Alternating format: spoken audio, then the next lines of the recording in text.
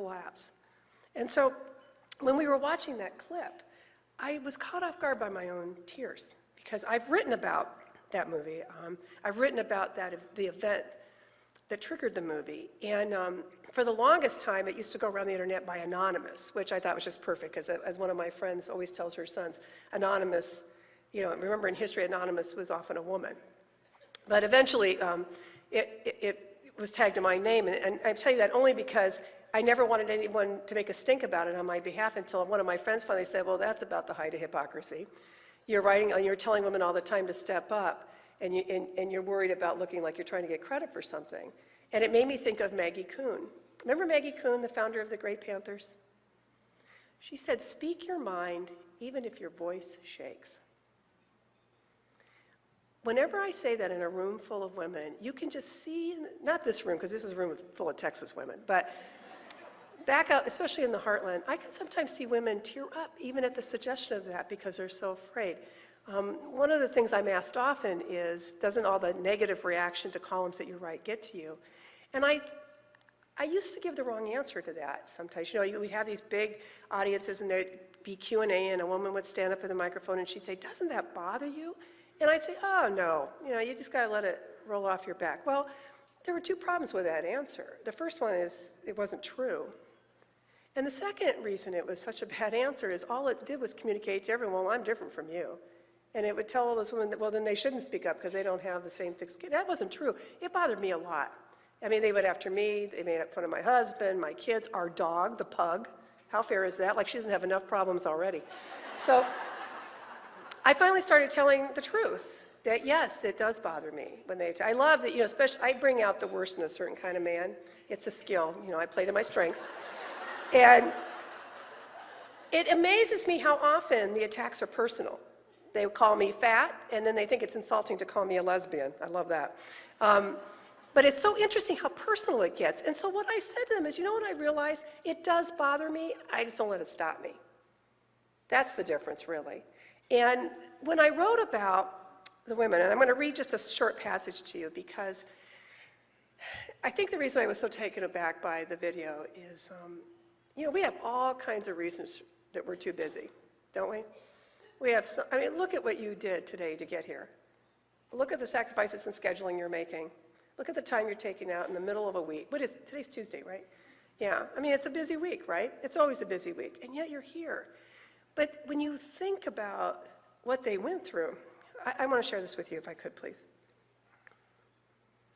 The women were innocent and defenseless, and by the end of the night, they were barely alive. 40 prison guards wielding clubs and their warden's blessing went on a rampage against the 33 helpless women wrongly convicted of, quote, obstructing sidewalk traffic. They beat Lucy Byrne. They chained her hands to the cell bars above her head, and they left her hanging for the night, bleeding and gasping for air. They hurled Dora Lewis into a dark cell, smashed her head against an iron bed, and knocked her out cold. Her cellmate, Alice Kosu, thought Lewis was dead and suffered a heart attack. Additional affidavits describe the guards grabbing, dragging, beating, choking, slamming, pinching, twisting, and kicking the women. Thus unfolded the Night of Terror on November 15, 1917, when the warden at the Algonquin Workhouse in Virginia ordered his guards to teach a lesson to the suffragettes imprisoned there because they dared to picket Woodrow Wilson's White House for the right to vote. For weeks, the women's only water came from an open pail. Their food, all of it colorless slop, was infested with worms. When one of the leaders, Alice Paul, embarked on a hunger strike, they tied her to a chair, forced a tube down her throat, and poured liquid into her until she vomited. She was tortured like this for weeks until word was smuggled out to the press. Now, every time I read that, and I've read that a lot of times, I always imagine the ghosts of these women around me. And all they're saying to you is, remember. Because that's all they can ask of us at this point. But it really matters more now than ever, and I know you're feeling discouraged. But I think they've really overshot. This is a huge overreach. And it's alienating a lot of women and men who thought they were anti-choice until they saw these circuses unfolding in their state capitals. And all of a sudden, it's not their party either. And so the way to approach them is not to attack them. It's certainly not to say, I told you so. It's very important that we start reaching out more to our young women. You know, I know it's hard. I hear this all the time from young women that they wish that we were, my generation and older, that they wish we were mentoring more than we are. And I keep trying to say to women my age, look, we don't have their midriffs, they don't have our wisdom.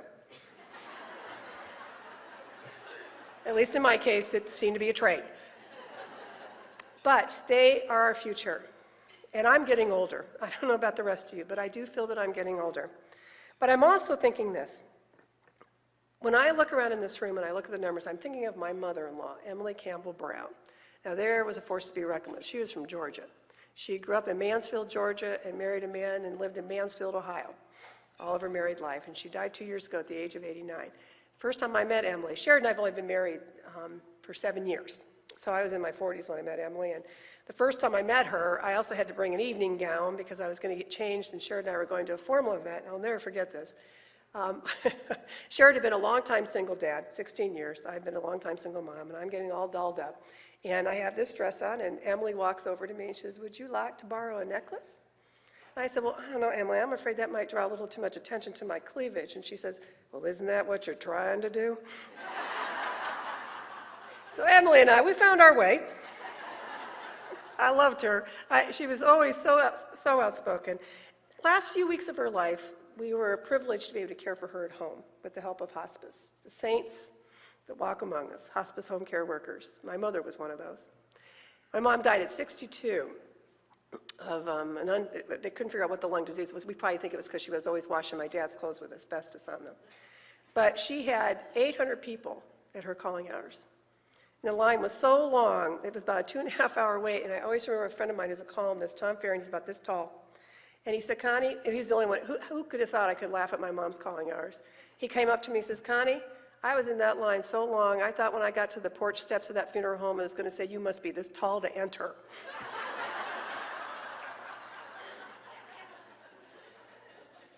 But we had hospice home care workers with us, and so we were able to take care of Emily. And Sherrod was there a lot. And it was right, she lived to see Barack Obama sworn in. She had worked very hard for his election. And she was a devout Lutheran. And one afternoon, she was in a condo where, you know, I could sit at the dining table and I could see in the living room where her hospital bed was set up. And she said, Sherrod, I wish that you would sing God is a Mighty Fortress from our Lutheran hymnal. So Sherrod walked into the family library and he came out, and some of you may have heard Sherrod on Rachel Maddow saying, he talks like this, he's got a real grovelly voice. And it was, so he's saying, God is a mighty fortress. God is a mighty fortress. And he sang 3 stanzas of it, and it's just wonderful, and it was such a moment. And the next day, Emily said, you know, Sherrod, I wish our friend Janine was here. She has such a beautiful voice. And Sherrod said, well, Mother, I sang God is a Mighty Fortress just yesterday. Do you remember? And she says, I know, honey. You're better in a group. Well, aren't we all? Thank you so much for having me. Good luck to you.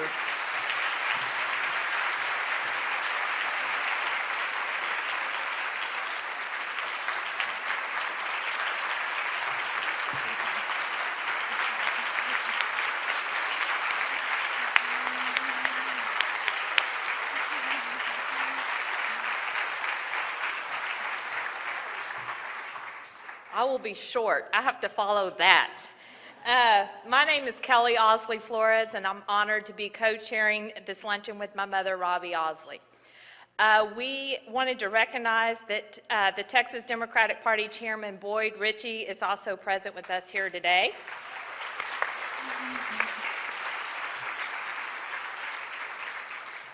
My husband, Joe, and I may never be like my mother and march or protest on the steps of the Texas Capitol or in Washington, D.C.